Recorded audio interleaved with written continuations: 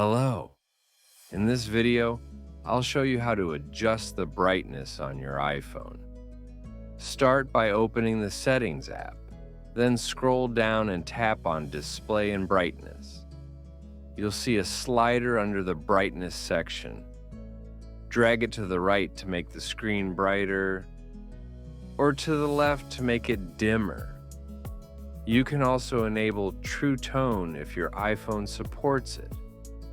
This feature automatically adjusts the display's color and intensity based on the light around you, giving you a more natural viewing experience. For quicker access, swipe down from the top right corner of your screen to open the Control Center.